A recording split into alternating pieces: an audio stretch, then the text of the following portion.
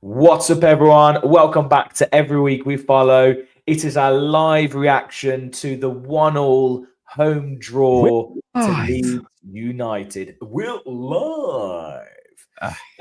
Hi, Carl. Thank you for joining us already. We'll obviously different people will be joining, and we'll get to their comments and stuff. Obviously, me and Gary did go to the game.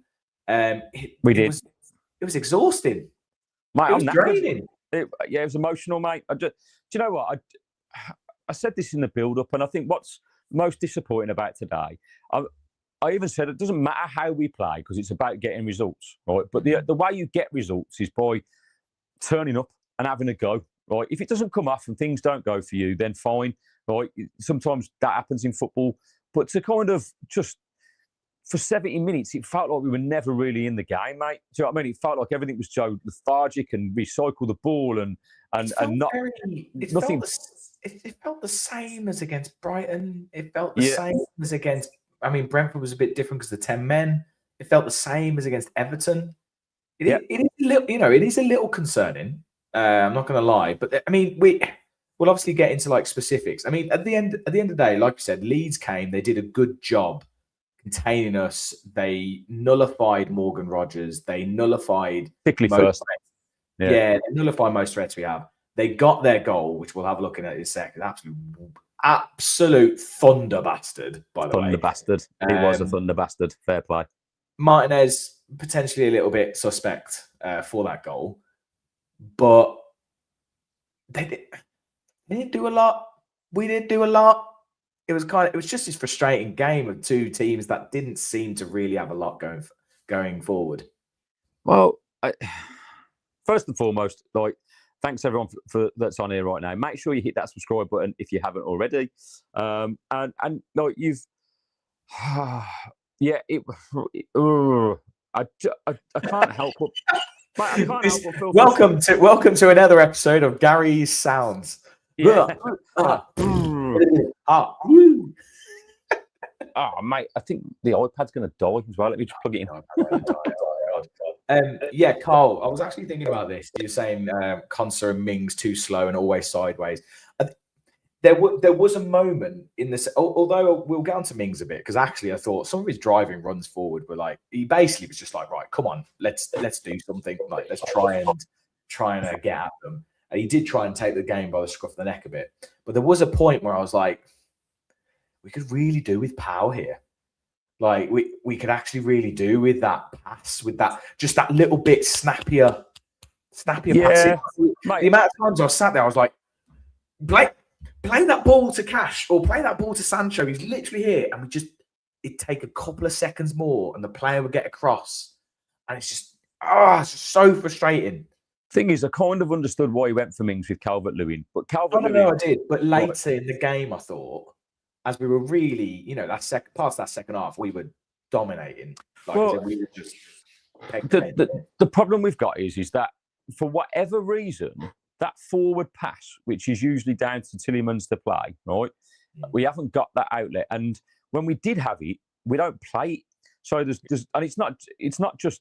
You could always say that's down to Dougie because he's a direct replacement for Tielemans. But, that was a concern in terms of when we signed him. I remember I did that graphic where it's like a whole 10% in their forward passing, Tielemans more. Like it's a big percentage gap of that forward play. And so we end up just with the ball at the back. And when we do have moments to break, like so many times today, it could have gone. And it was almost like, actually, in the first half, we did it a couple of times. But even when Watkins did manage to get hold of it or flick it on or anything, we weren't in within 20 yards of him, mate. So it made no difference.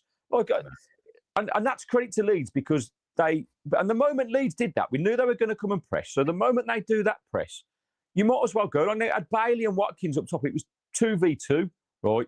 But they both offered nothing. Like it was like just go long. But if you're going to go long, then Buendia has to break that press and be the one that collects any scraps. And he was just, he felt too far away from them. And ultimately, Leeds just in the first half,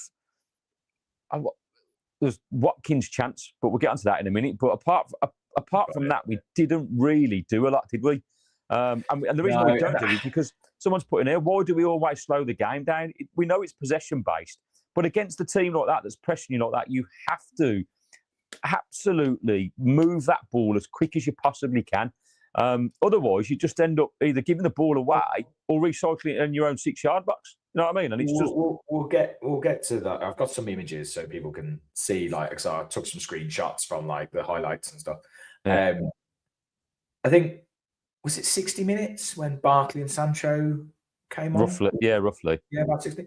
Honestly, I thought I feel like Barkley was fantastic. He was so good, mate. He was strong. He was calm on the ball. He keeps the ball well. He plays good passes forward, not just sideways. I thought Barkley was fantastic, and Sancho just gave us that energy. Why? Well, the difference between him and Bailey, mate. Oh, mate, in what world? Unless he's just not fit enough to play week in, week out. But it was, the last game was a week ago. Like, why would you not start Sancho? Well, I just don't energy he gave. It was so much more direct. He was so much crisper with the ball. He was able to take players on. He was dancing past players. A couple of times I was like, why don't you shoot? Why don't you fucking pass? But honestly, it was brilliant. And I don't know whether it's just the difference because Bailey was so shit. Well, it was. But the thing was, it took us to 65 minutes for us to get any kind of tempo in the play, mate. And that's when they came on. Yeah. That's when they came on the pitch. And I just, there's a couple of things that bother me about this, right? Again, massive fan of Unai Emery. Think he's the man to take our club forward forever. But today he's got to stand up and be counted for and say he got it wrong, because in his press conference, in the pre-match notes in the programme, like he's talked about basically the desire of the players and the fans being together and about going to the next level and or something along those lines. And then you put in a performance like that. I thought the Villa faithful tried to get behind the team, but they, I get it. Leeds came to play. It was a difficult game to play. I'm not saying we should just walk all over a team like Leeds, even though I feel like we should. They came and they, in a good run of form. They set up really well, and we just, again, for me, our tempo from minute one. There was, and call me naive, right? I don't know about football, but there's certain moments, like when the centre half picks up the ball from Martinez, right? Where's the movement from the forward players to kind of create that pass? Right? Where's knowing that one ball should trigger several movements. It should trigger a peel off from Ollie. Okay, we're going to go long. If that doesn't happen, then Wendy has to drop into the gap that he's just left because he's taken the defender to play through the lines. But it's got to happen quickly. It can't happen like how slow it does. And the problem we've got is that you mentioned Torres, is that's what happens when you have Mings. He doesn't move the ball. He just moves it sideways to Matson, or he goes back to Konza or Martinez. I completely agree with this, though. And I think I pointed out to you at the game, he said, Villa our best is direct to Watkins and Rodgers. So it goes into Watkins, he holds it up, lays it off to Rodgers, makes a peel off or whatever. But nobody can find them. And also the amount of Watkins runs not found is a joke. And actually, it was the same against Brighton. Yeah. The amount of times I'm actually obviously Ollie isn't being as clinical as we want him to be, and we're very frustrated with that. But the amount of times he was making a really good, his usual kind of on the shoulder of the defender, his curved run, and he'd make that run, and you'd see Konsa or Mings or Dougie Luiz or someone would look up, they'd see it, and they do that kind of like fate as if they're going to do it. And then don't do it. Yeah. And I'm like, why aren't we playing it? And Martinez had probably 3 chances to play him in, right? Now, it's good moving forward, but this is my problem here, right? And this is why we need to drop Watkins and play Tammy, because a little bit of me feels like the players have lost faith in him and aren't playing that because it hasn't. It's either that or like he's saying here, that they don't have the ability, and that's why we're missing Tielemans. Because we did see it last time, remember? When we were at the start of the season, when Tielemans was injured, we were really struggling. Tielemans came back, and all of a sudden, he plays this absolute blind pass. It's like, through the middle, yeah. Oh my God, that's what we've been missing. Like, is it as simple as that? I don't know. Well, it might be, mate, because I think that's the problem with, like I said, I just said with Douglas Luiz. It's like he goes to play the ball, doesn't, and cuts back in and recycles it. It's like a last resort to play it forward. Whereas that makes it very easy for teams that are playing like Leeds did today, because they can move their press from high press to block in one movement, and it nullifies as we move up the pitch. And I can't believe we can be sat on a podcast going that the players haven't got the ability to play a forward pass. Fuck off. Mate, third in the Premier League. No, fuck off. Like, mate, this is about decision making. I know, right? Emery wants to play a certain way, but if you're a professional footballer and we want to play keep ball, but the ball is the out ball, play the fucking ball for the out ball rather than try and dilly-dally around and give it away on the edge of your area, right? That's down to communication on the pitch. Remember, a manager is as good as giving guidance to any employee, right? You go, this is what I want you to do, but a little bit of it is you've got to implement that, right, in a way that works in real time, because it doesn't matter what you talk about on the pitch or off the pitch on training. When it gets to game time and a team sets up like that against that, yes, we want to play keep ball, but if their press is that good, which it was today from Leeds, they're 5 players, right, and you can see you've got 2 players against a 1v1. Surely, as a manager, just go, right, fucking hit Watkins, Bailey, get around him, Buendia, get around him, right? And then Rodgers can pick up anything else. And we didn't do it for the whole of the first half. Like, it was frustrating to watch. And it felt like, and this is what, again, my biggest bugbear, I can almost live with that and go, okay, fair enough, off day, Leeds played well, set up well. But there wasn't any desire for movement from anyone, mate. There's nobody running like consistently to try and make the space, like dropping in and out.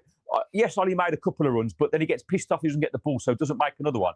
There was a time where he did that, didn't get the ball, stayed out on the right-hand side, and then we recycle the ball, and the ball's played over, and he's nowhere fucking near it.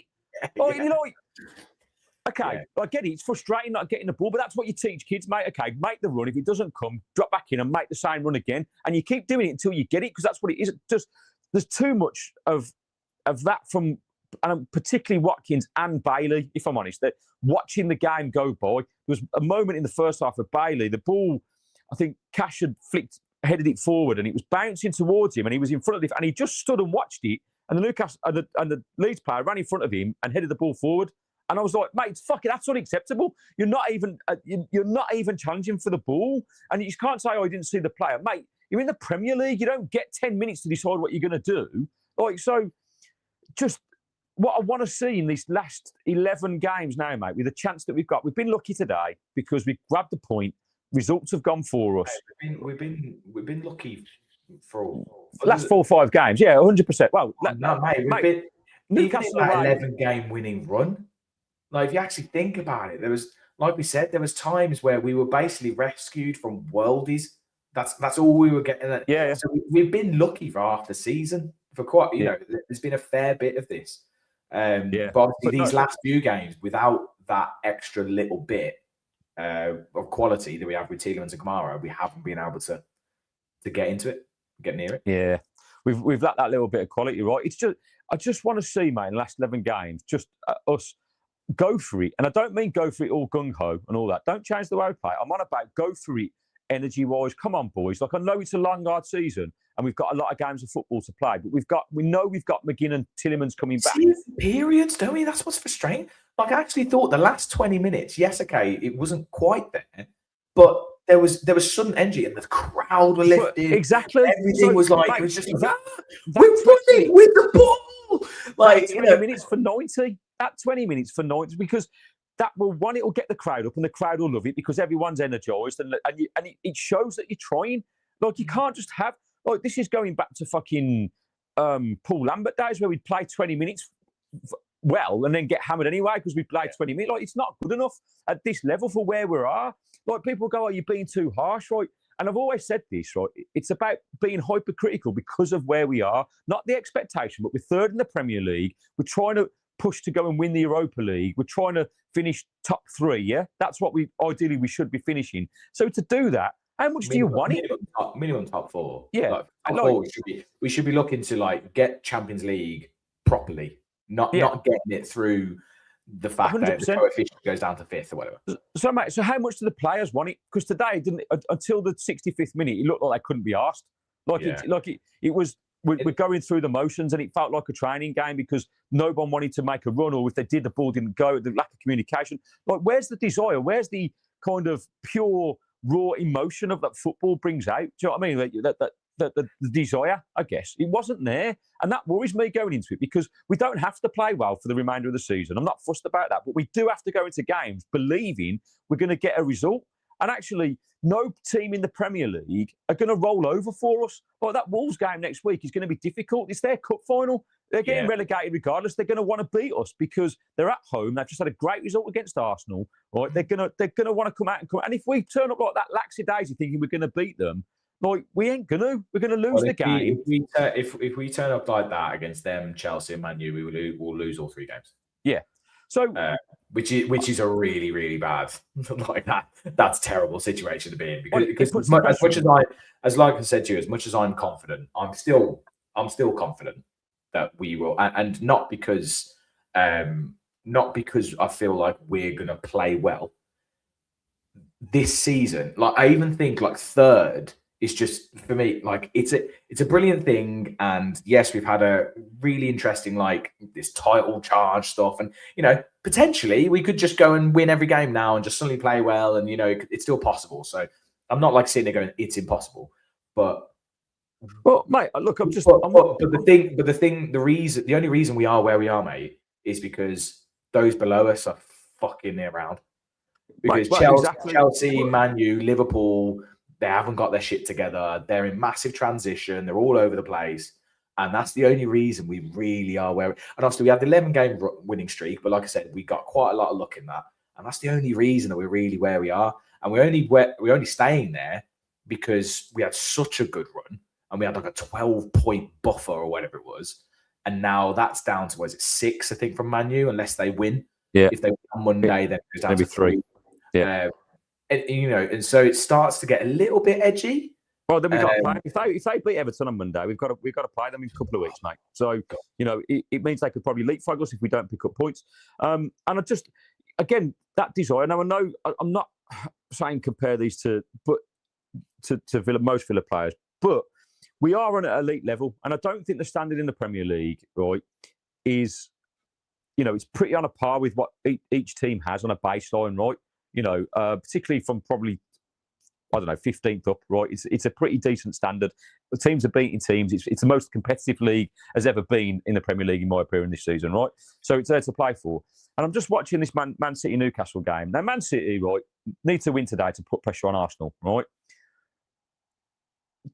They're not playing particularly well. They look vulnerable in defence still, right? But the desire and the work rate from every fucking player on that pitch, right, is unreal. I've just watched Haaland in the 75th minute run 70 yards to track Anthony Gordon and put it out. Now, Ollie did one run like that in the first half and then did fuck all for the rest of the game. It's not good enough, right? And he wasn't the only one, but where's that desire? Where's that hunger for the shirt to go on, we're going to fucking win this game, even if I have to drag us over the line? And I know that's our McGinn. We miss him, McGinn.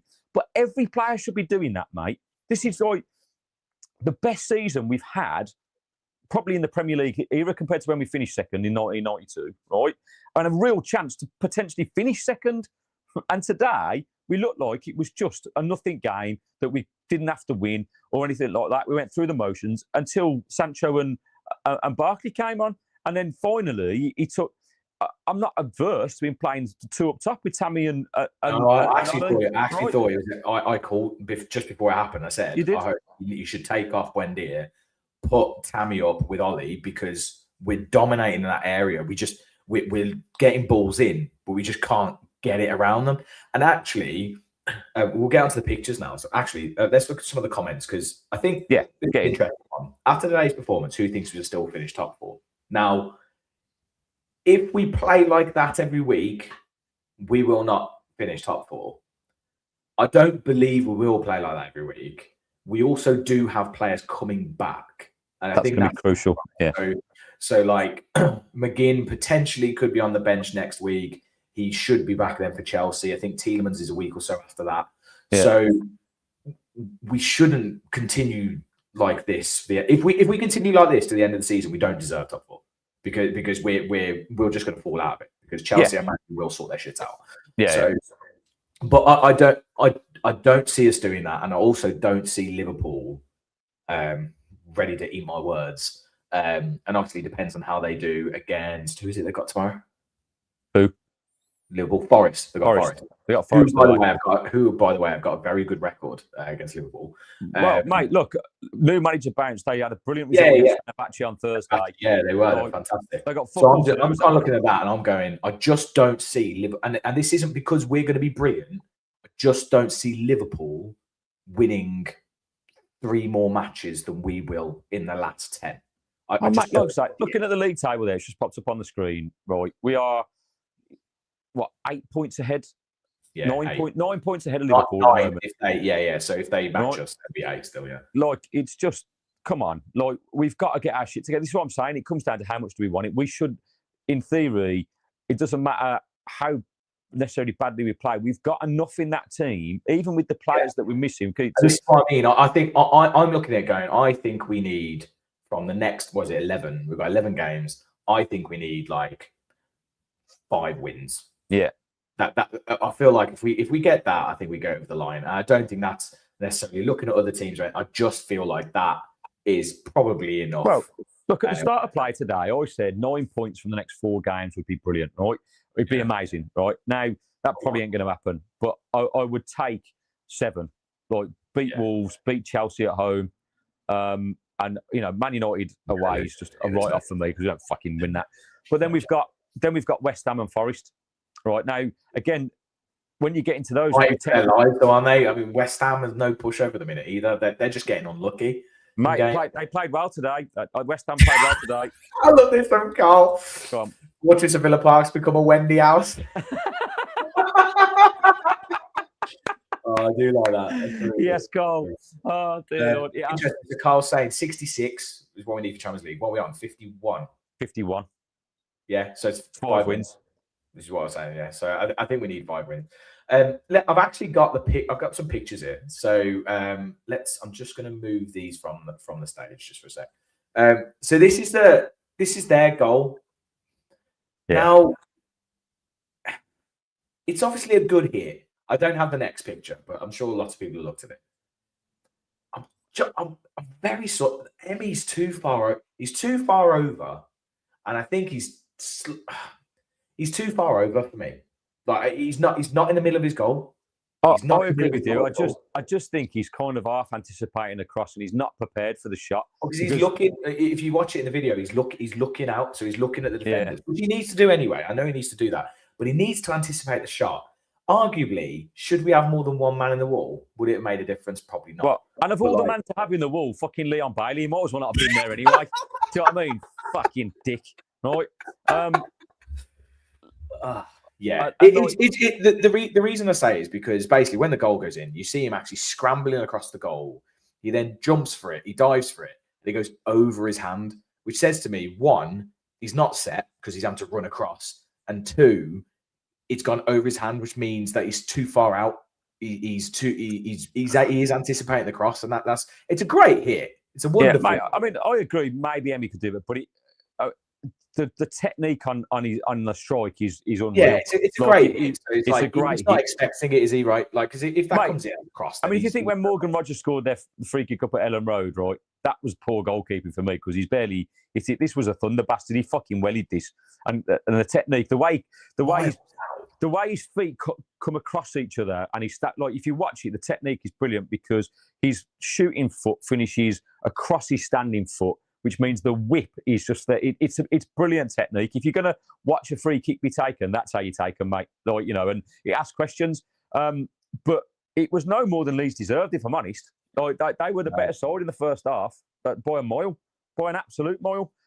We struggled. Calvert-Lewin should have scored, but Emmy made a great save from Calvert-Lewin down the middle, if you remember that one. They were asking questions. When they scored this goal, they were knocking on the door for a second. They had a bit of a goal-mouth scramble in and around the area.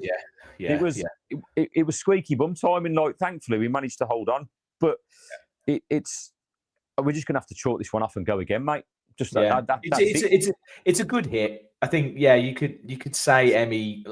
Like I said, he's probably rightly anticipating the cross because that's probably what you expect most to do. Oh, mate, that's got miles out, 40 yards out, and he's 35, 40 yards. Like, it's fucking miles out.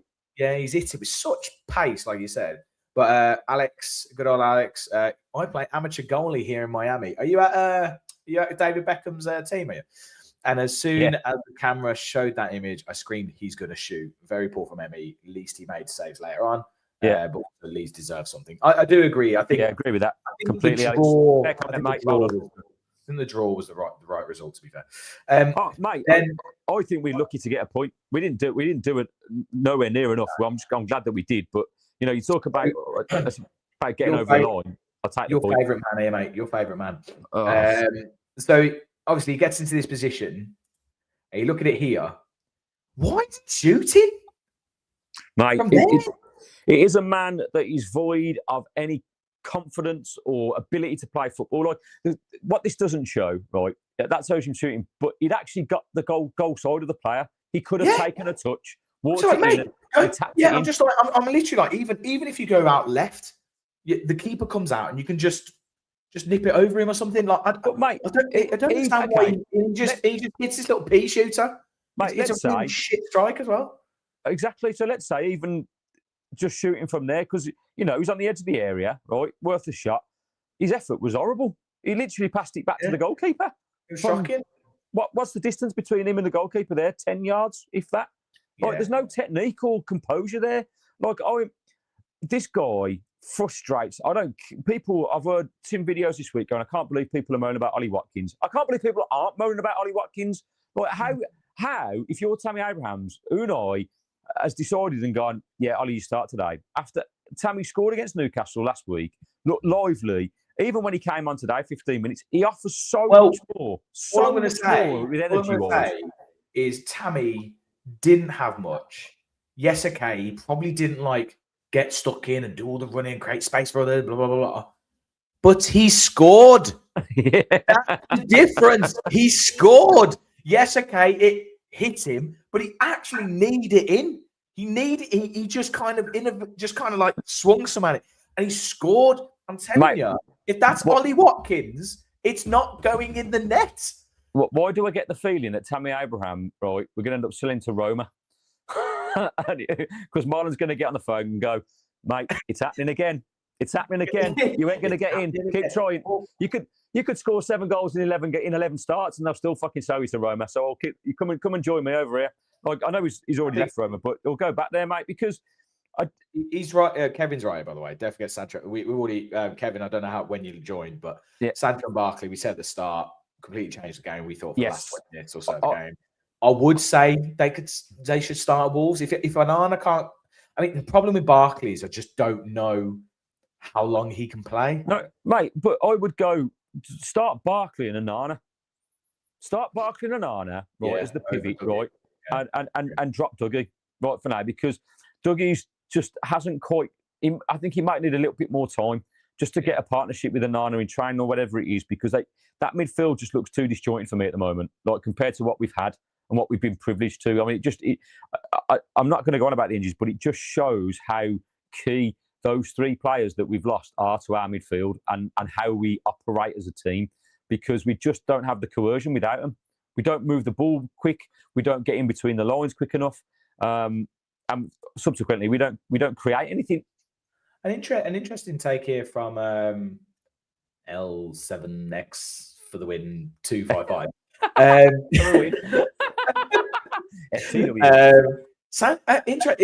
seen it a couple of times. I think he's put in the comments. He said Sancho was awful, really slow on the ball. I disagree with that one. Maybe I mean, it's hard. Sometimes it's hard to tell at the game, right? Because we're there. Bailey. Bailey. Have you got Sancho and Bailey mixed up? Is that what you're saying? I thought Sancho had energy when he came on. I thought he was very direct. Yes, there was a couple of times where I was like, he maybe should have shot on. He was like 12 yards out, and I was like, shoot! Why have you tried to pass it? The thing maybe, I don't know if you see it on TV, but when I was watching him when he was on the wing, because obviously we sit lower Trinity near the hole, so we see that wing when they're running up and down. What he does, maybe he slows the ball down, but it's a weird thing to say. He slows the ball down, but he's always active. Yeah. He's always moving. So the defender doesn't know what he's going to do. And so he might very quickly go that way and then go that way, and he's past the player. Whereas Bailey, mate, honestly, does he just see brick walls and think, I'm going to run straight into the fucking thing? I don't understand it. It's not even that, mate. I think you pointed it out in the first half when he picked the ball up just outside the area and there was like 50 yards of space to run into. And instead of just knocking it past the player and running into the space, he basically recycled the ball and we ended up being pressurised. I think it went out for a throw-in or a goal kick for us. But, like, you just go, mate, you're supposed to be our winger with pace. Like, you're 1v1. Sorry, Carl, but can we tell Bailey that the Wolves game is at home so he doesn't turn up on Friday? I'm at the ground. Where is everyone? Yeah. Where is everyone? I'm here, Unai. Where are you? Mate, that's a great impression. Fair play. Yeah, that's good, wasn't it? Yeah. Right, I've got some more pictures. So this one, I broke it down to 3 frames. It's a really good This is actually a really good chance, and it's quite unlucky. It's a very good save. It's a really good ball in. I tell you what, right? Flick on for Mings.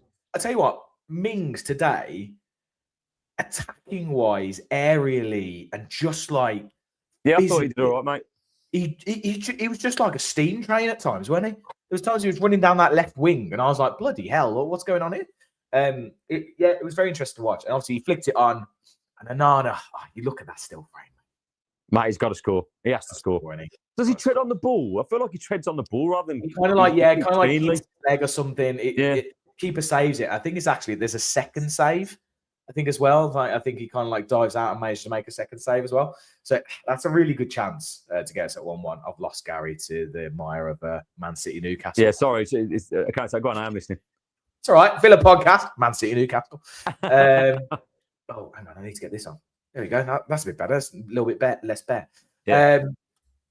And then this one, it's unlucky, mate. I tell you what, because I said to you at the time, I was like, that hits the post. It's a good effort. It's almost carbon copy of Spurs. And 2, when I was there, I said to you, it's definitely. I thought he was miles offside. Mate, it's actually quite close, isn't it? It's very close. Yeah. He's just drifted off because otherwise, there's a nice tapping. Yeah. I thought he was offside. I mean, it is offside, isn't it? So it doesn't count. But that was although based on these potential new rules that were coming in, he wouldn't be. No daylight. Yeah, but that's not going to be a thing, is it anymore? I don't think that was. I thought they were. I thought they were still thinking about that. Was Arsene Wenger. Who knows what they're going to fucking come up with, mate? It's just bullshit. Anyway, that's offside. But Wendy didn't do enough for me in the game. This was the only thing that he did today, really. It was a great effort. It was unlucky, but that was the moment, I guess you could say, where we've had those moments of brilliance, right? If that goes in, we might just go on and win the game. But as it stands, we were lucky to get a point. I think we were lucky to get a point. I think we've got to give credit to Leeds for this, mate. I agree. I think we were lucky. I think we just about did enough to deserve the point. Like, as in, I think a draw was a fairish result. I think we did have moments. Like, there was that Onana chance, there was the Watkins chance, there was this where he hit the post, and then there is obviously the goal. The goal, by the way, what a great header from Konsa. Yeah. Great header from Konsa. And then, I mean, you can't see anything on these pictures because it's just like miles away. But it basically hit Tammy just kind of like just off his thigh, wasn't it? Yeah. Knees it. Nice bit of leg there for you. Nice bit of leg. That's what you get for opening the gate, mate. He worked out, didn't he? Just like, whoop-oo, whoop-oo. No, mate, to be fair, it's an instinctive finish, right? It is. He reacts to it. And the fact of the matter is, he's scored 2 goals in 2 games, and he's still going to sit on the bench when it comes to Wolves next week, and I don't understand it. Make it make sense to me. Like, at this point, I don't know why Unai is being so loyal to Ollie Watkins, because he's offering literally nothing at all. Sorry, just on this point, I was going to say I agree with this as well. To be fair, like, yes, I think he made 2. How many did Emmy made 2? I think there was that one early on from Calvert-Lewin, weren't there? Which was a save. But second half, did he have to make a save? I don't think so. No. So this is why I'm kind of like, I feel like a draw. You could say Leeds edged it, but I think Leeds just about edged it overall. I'm happy with the point. I think they'll be. I think it's a good. Actually, reflecting on the game, I think it's a good point. I think it's a good the way the game went. And actually, before the game, we said this is a tricky fixture. I think I said they hit a bit of form. They're unbeaten. They're unbeaten in their last 5 away or something like that. Yeah, but to lose, they only won 1 in their last 10. So like to lose would have been bad. But a draw, I'm like, look, okay. I think at the end of the day, right, it's disappointing, and not because we've not won the game. I think it's disappointing with the overall performance and the energy levels that we're showing. Or if we are going to finish off in the top 3, take Rodgers, Cash and Cons out of the starting 11 and the rest of the relegation level players. Wow. I don't know about that. That's a big statement to make. That is like, so Martinez, Maatsen, Buendia, Sancho, Anana, Dougie. No, I wouldn't. Relegation. It's not even like just saying we're not very good. Relegation. Yeah. Not sure about that. Yeah, I think that's a bit extreme. I think that's a bit extreme. But like, I understand what you're saying. I think Dougie, bringing on Garcia, Bailey, they're not the level. Mate, Garcia got bullied. What's happened to him? Like, he looks lardy as hell as well. Yeah. Well, he looks lard as hell. Like, he's obviously put some weight on or something. I don't know, but mate, at the start of the second half, when the players had come out, he was still on the pitch and they were about to kick off. I was like, mate, get off the pitch, will you? Get off the pitch. Like, no, this is true. Yeah, the relegation players are Bailey, Watkins, and Buendia. Well, yeah. I mean, Watkins, again, not relegation. Relegation's mental, but like Watkins, the players that aren't good enough, I would say Buendia is, I think he's a good squad player for us now.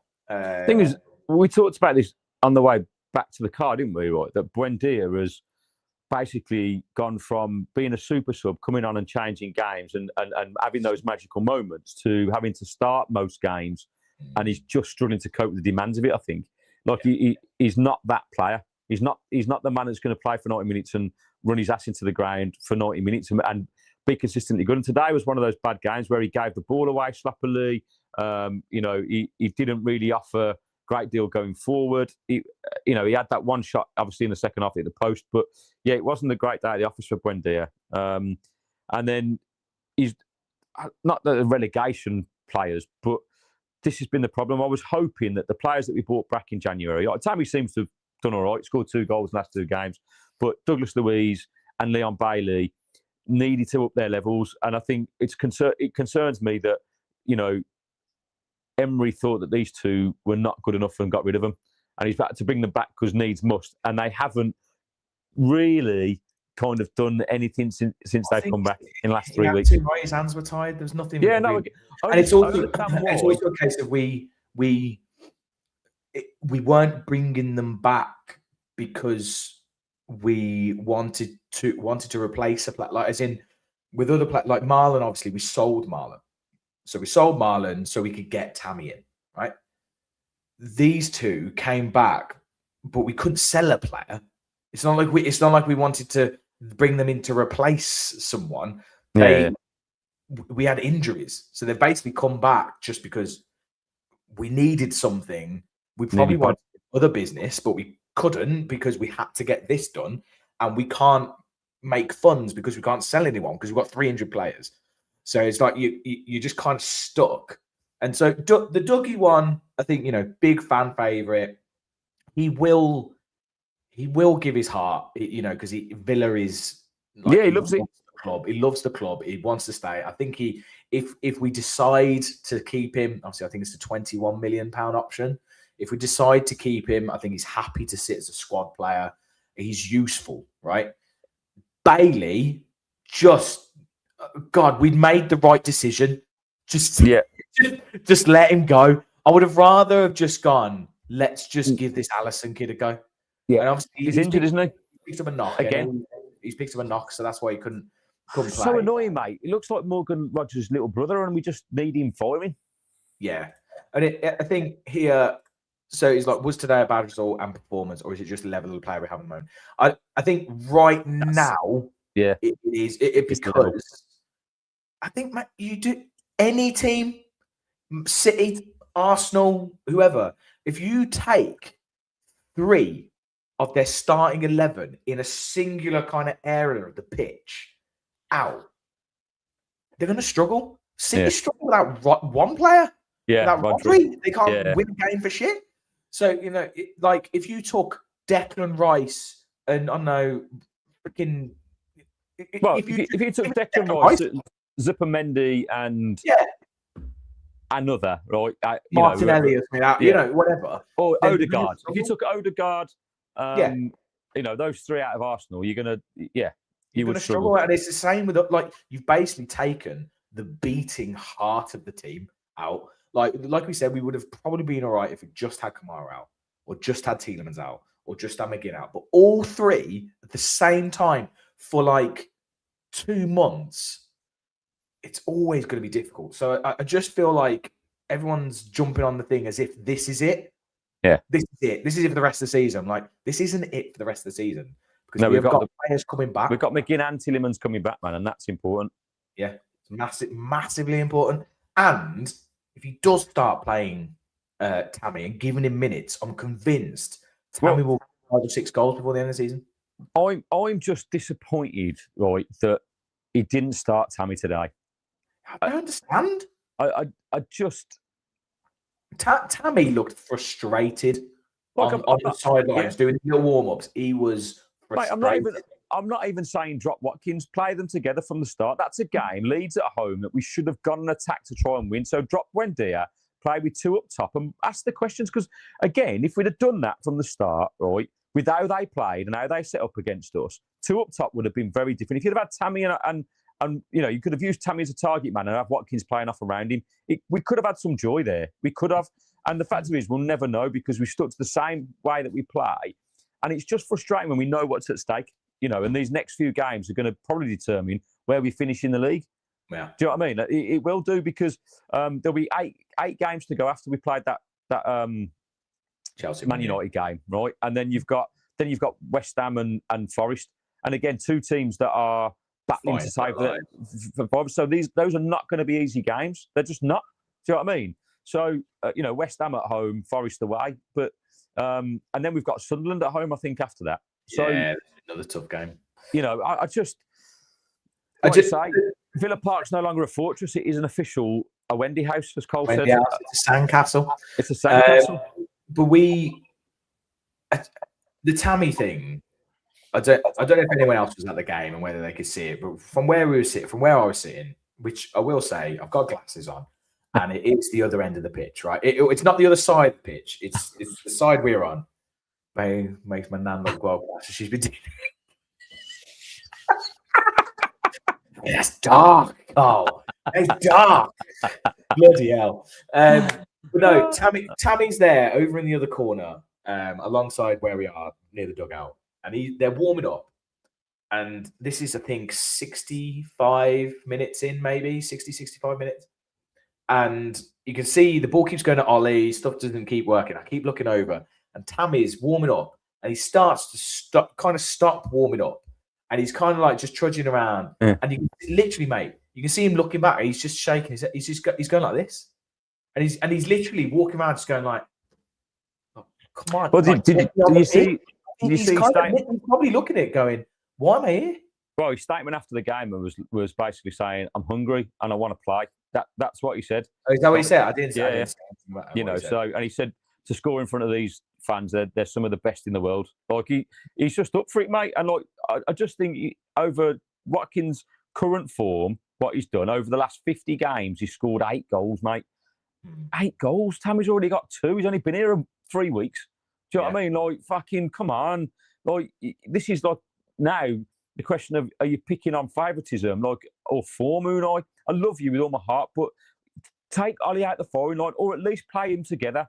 Don't have a striker who's 2 years younger than your main man, who's quicker and he's looking more lively and scoring goals. And not carrying some kind of niggling injury. And not carrying some kind of knee injury. It makes no sense in my head, mate. And like at a point where we're we have to win. It doesn't matter how we win. We don't have to. It doesn't have to. We just have to win if we're gonna finish in the top 4, right? And if we're gonna win the Europa League, which we have to win the Europa League. That if we don't win the Europa League this season, I think we've failed the season, mate. It will be a poor season. Someone said in the comments earlier, they said, "Do you prioritize the top 4 or the Europa League?" I think you can't, like, right now. I think you can't prioritize either, because I don't think either's a guarantee. So, like, if you put all your eggs into the Europa League basket and you don't win that, and then you've taken your eye off the ball in the league, then we basically end the season with nothing, which is really bad. So I think Emery is a serial winner of not this competition, but just of life, competition, but generally in knockout football. I don't know if you watched the Ange interview on the Overlap. Yes, did see that, and he obviously spoke about winning the Europa League, and he studied how to win it, and he studied, like, Unai Emery and the way they play it and stuff, and that's why he played differently in Europe. And it's quite interesting because he actually said, because they said, who's the pound for pound best manager in the league, and he went, Unai Emery. It's just, like, what he's done. Yeah. And so he has a way of doing it. Now the difficulty we have, and Ange had the same thing, is just the lack of this barrier, this mental barrier of winning something like that. And I just feel like if we Arsenal have infected us, mate. Arsenal have infected us. No, I just feel like if we prioritized it, we'd end up finishing like 7th or something. No, look, I think this is part of the problem with the injuries, and then you're talking about having experienced players to get you over the line, and that's really tough, right? Because ultimately, in games like today, when you haven't got someone like McGinn to grab you by the short and curlies and drag you over the line and get the tempo going, you end up dropping points and you don't get over. And it's not because of the spells we had today. Like, we didn't.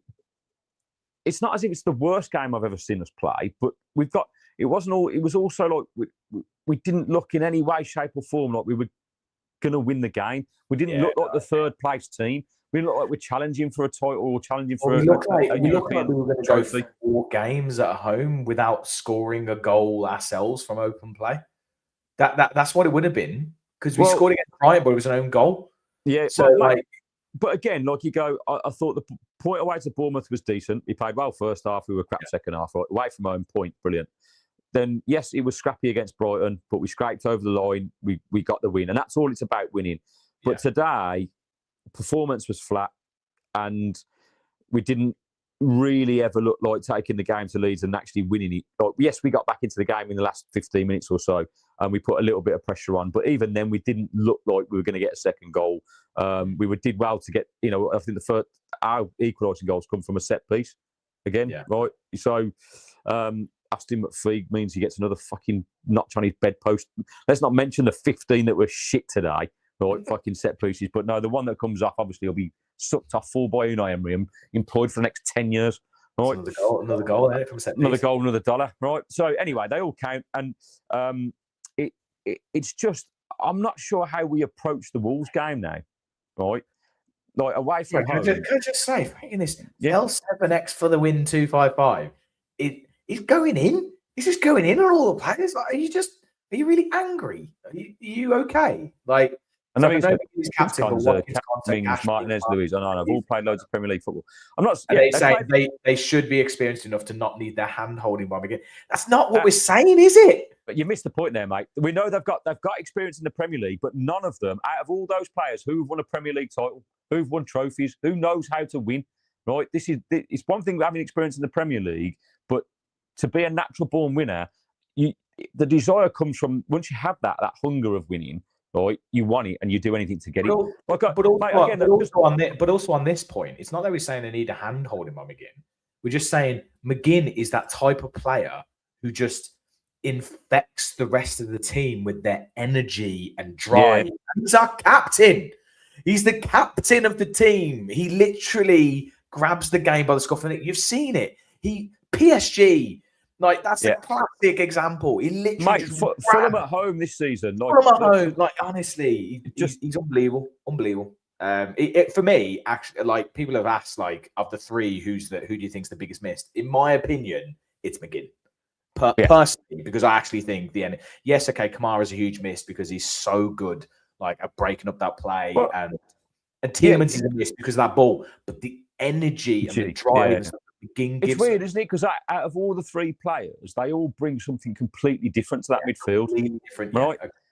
And yet we need all three of them because McGinn brings the energy, Yuri's got the vision, and Kamara is like a fucking brick wall. And like, considering he's so small, but I cannot tell you how much we miss him. I watched Douglas Luiz today, and I watched Onana, and at times they looked a little bit lost, right? And again, Leeds got through our lines and had a couple of chances, and I just thought, if Kamara's here, that is not happening. It's just not. Well, at the end of the day, like we said, if Tielemans and Kamara are here, Onana maybe, but they're probably neither of them probably getting a look in. Well, no, look, I think Onana, it's weird, isn't it? Because you raise your levels with the players that you're playing with. I think when Onana's alongside someone like Kamara or Tielemans or McGinn, he's better. His energy is better. Like it just is. It just naturally does. You kind of, when you're missing those players, you're asking Onana to be the main man, and he's not. Like that's what McGinn brings. And so it's a tough one because I don't want to dwell on it and say that that's the reason why we're so poor. Because these players that have come in know the standards. Emery would have set the standards, and it's up to them. I get it. Like not when I say set the standard, it's about each player has an individual ability, so you're never going to get like for like that's going to match it. So it's about, again, that desire and go, look, I want you to go in there and fucking work your nuts off, right? And this is what I want you to do. So if you get it here, play it forward. If you get it here, retain the ball. But I don't envisage either that Unai Emery's going, keep the ball when the ball's on. Like he wants to play position football, but he's also, he realises you've got to score goals. So I wonder if he's actually frustrated that we're not playing those through balls, because when Tielemans is there, he's not saying to Tielemans, "Oh, don't play the ball forward." No. Yeah. Right? Do you know what I mean? So why aren't we doing it when he's not there? You can't, again, it comes back to, you can't tell me they're professional fucking footballers, mate. They can't see a pass. Fuck off! Like, come on. Yeah. What do you think? What do you think to the idea of playing Barkley in the 10? Yeah, mate, at this point, right, thing is, the only way you play Barkley is the 10, right, is taking Buendia out, right? And then that means you're going with either Watkins or Tammy. And I think I'd rather have Watkins and Tammy playing. But just creates a big hole in the centre of your. And that's why you won't do it. You have to play with a single. Well, you either have to play with a single pivot, or of the two, Ollie's going to be the one dropping in, right? But the problem is Ollie drops out wide. So then if he drops out wide, you got Rodgers coming in. We've said for a while, and we for ages, we said play Ollie on the wing, play Ollie on the left, put Rodgers in the middle, put Tammy up top, and Sancho on the right. Yeah, it could work, but it could work, mate. I don't think he'll do that, but ultimately, it depends who you're playing. Like against Wolves, you're not going to need a double pivot, mate. Like I just don't see that happening. But it's so important to the way we play that double pivot, and that's why losing two players in that position who are our top players is so damaging to the team. Mate, position is so important. I understand it against the better sides that can pick you apart, right? You need the cover, but against teams like Leeds and Wolves, no disrespect, as good as they played, like we should have had enough. And if we'd swapped it round today and only played with that single pivot, right, we could have gone long. As it stands, because we played double, we couldn't go long. And when we did go long, there was nobody within 10 yards of Ollie or Bright. So because that extra player, that extra man in like the 8, if we had that extra so man. You go, okay, you're going to press us. Okay, let's swap it around. We're going to press you. You've got two centre backs, so we're going to put 3 players up there to make it 3v2. So then now you've got to drop a player back, which then you can go revert and go, okay, now you can play it from the back, right? Yeah. But it's just we didn't change it. Like we just stuck to it, even though they had 5 in midfield. At one point, the way they had Calvert-Lewin here, then they had a 2 and then a 3, right? And there was no way we were getting through that. So it just meant wasteful passes left and right. And when they did go long, we lost the ball. And it was, I'm there scratching my head going, why? Just change that. It's not working. Yeah, we can see this. Why? Yeah. Maybe it's just. I know, mate, I know qualifications in football, but I can see with my own eyes, and I'm going, okay, they're playing 5 in midfield. We've got 2. We're outnumbered, right? And then Brendan in the first half, he was like dropping into kind of be an extra man in that 5, but it meant it was pointless because he wasn't getting anything, and they weren't going to give him the ball because he was surrounded by 3 players. Mm-hmm. So just move 5 yards further forward. That's all he had to do, or 10 yards, and play alongside Ollie almost, and go long, get a flick on and be in around it. But again, it didn't happen, and it was just really frustrating to watch. My word, Mark Gay, he's got flawless skin. Have you seen him? Jesus Christ. Mate, he's just popped up on my screen, and he's absolutely beautiful. Wow, I've never looked at him so closely. Are you sure you didn't just need your glasses on and you like mate, just smooth the face over on? Have you got like Mark Gay in HD? He's a fucking beautiful human. Oh my days, fair play. Like that was, I'm not gay. It's just in a highway. You know what I mean? But that is. Also, if you were, it wouldn't matter. But anyway, you know, right? I'm going to call it there on that bombshell. Yeah, sorry, mate. He just appeared on my screen. Like, that's fine. Whoa! We're approaching an hour, and whenever I get to an hour, I'm always like, yeah, that's it, done. I don't want to see 1:00:10 or whatever. You know, I just don't want to see that. I like to keep it under that. Under an hour. Yeah, it's been good, mate. Brilliant. We've been well, chatting. anyway, thank you everyone for joining us. We've got, I think, 40 odd people. It's decent. Yeah. Thank you everyone for joining us. Keep the faith. We keep saying it. Yes. Keep the faith in Unai. He obviously knows what he's doing a lot more than we do. Yes. Let's having fun talking about. I actually think it'll be nice when we get the Europa League back as well. I just feel like the players are sharper for whatever reason. Yeah, I just feel like they're just that little bit more. Well, mate, the draw is on Friday, I believe. Yeah, it is. Yeah, it is. It is. So on the day that we play Wolves, it's 4 options. Is it PAOK? Yeah, Red Star Belgrade, Celta Vigo, and Lille. Lille. Who do you want? Red Star? Mate, I'll take anyone. I think take them all. I'll take them all. Over 2 legs, I fancy us to beat anybody, if I'm honest. Yeah. You know, although at the moment, I'm not fancying bringing anyone home. No, but look, the key thing about this is getting those 2 players back, because if McGinn is back for... I like this one. It's a nice new name. Wally Flopkins. Yeah. Oh, yes. We spoke about Wally Flopkins. I lost my shit. I've had enough. Like, drop him and play Tammy. Like, no excuses now. He's done. So, one of the guys is, cheers, James. Thanks. I know you said before we were slowly becoming your favorite channel, and now yes, James, so today we've got over the line. We've made it. But also, he's going to be at the draw working for TNT. That's pretty cool. Oh, mate, that's amazing. What do you do, Joe? Oh, dude, send us some pictures so we can put it on the send some pictures and stuff, or like, I don't know, whatever. Or get some tickets to things. But anyway, is it on TNT? If it's on TNT, it must be. Try and stream it. What time is it? Because obviously Villa are playing on Friday, 8 o'clock kickoff. I imagine it's not during the game. That'd be crazy. No, I don't know. I only kind of knew today that it was on Friday. I just don't know what time it is. I'll try and find out. If it's on TV, we'll do like we did with the Europa League. Do you remember that? Oh my God, that was amazing. We had so many people on as well. Did we have like some fan? We had loads of European fans and stuff. It was crazy. It was mad. That draw was mad. Like, it didn't make any sense. It was just out of this world. Yeah, some of the stuff that was like, what's happening? Mate, it felt like I'd got an out-of-body experience watching that. It didn't feel like it was a football-related thing at all. Like, what is going on? It was bizarre. But yeah, right.